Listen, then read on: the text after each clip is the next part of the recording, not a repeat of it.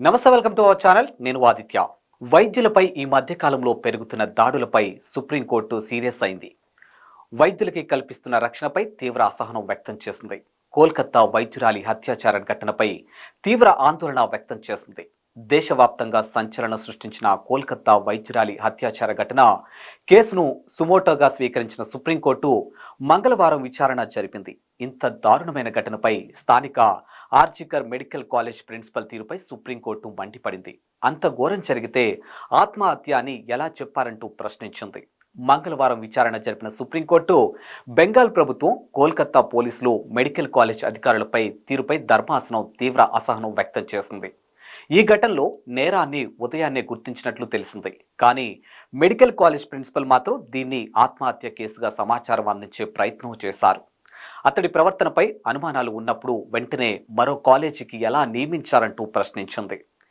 FIR నమోదు కూడా ఆలస్యమైందని, మధ్యాహ్నం 1:45 నుంచి 4 గంటల మధ్య శవ పరీక్ష పూర్తయితే మృతదేహాన్ని అంత్యక్రియలకు అప్పగించిన 3 గంటల తర్వాత, అంటే రాత్రి 11:45 ఎందుకు నమోదు చేయాల్సి వచ్చిందని సుప్రీంకోర్టు ప్రశ్నించింది. ఆసుపత్రి అధికారులు, కోల్కతా పోలీసులు అప్పటి వరకు ఏం చేస్తున్నారు?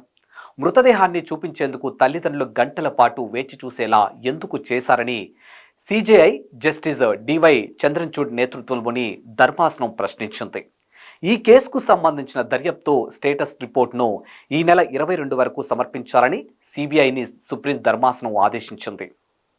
విచారణ సందర్భంగా సుప్రీం ధర్మాసనం మహిళల ఉద్యోగులకు వెళ్లే పరిస్థితి లేకపోతే, పనిచేసే ప్రదేశంలో భద్రత లేకపోతే వారికి మనం సమానత్వాన్ని నిరాకరిస్తున్నట్లే. ఈ రోజుల్లో చాలా మంది యువ డాక్టర్లు 36 గంటలు ఏకదాటిగా పనిచేస్తూ ఉన్నారు. వారికి పని ప్రదేశంలో భద్రత కల్పించడం కోసం ఓ జాతీయ ప్రోటోకాల్ను రూపొందించడం అత్యవసరం. మాపై విశ్వాసం ఉంచండి.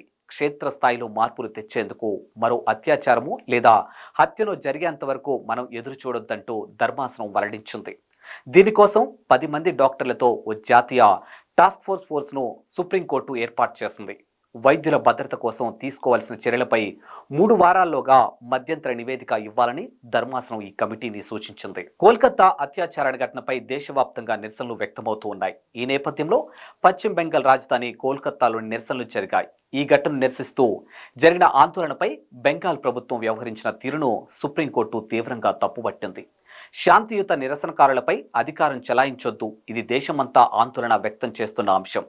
డాక్టర్లు, పౌర సమాజాన్ని అడ్డుకోవడం సరికాదు. క్రైమ్ సీన్ను రక్షించాల్సిన, శాంతి భద్రతలను కాపాడాల్సిన బాధ్యత రాష్ట్ర ప్రభుత్వానిదే అంటూ ధర్మాసనం మందలించింది. సుప్రీంకోర్టు నియమించిన 10 మంది టాస్క్ ఫోర్స్లో AIG chairman doctor Nageshwar Reddy, AIIMS director doctor M Srinivas ఉన్నారు. ఈ దారుణానికి సంబంధించిన వార్తలలో బాధిత డాక్టర్ పేరు, ఫోటోలను కొన్ని మీడియా సంస్థలు ప్రచురించడంపై సుప్రీంకోర్టు తీవ్రంగా ఆగ్రహం వ్యక్తం చేసింది. కేసు తదుపరి విచారణ ఈ నెల 22కు వాయిదా వేసింది సుప్రీంకోర్టు ధర్మాసనం.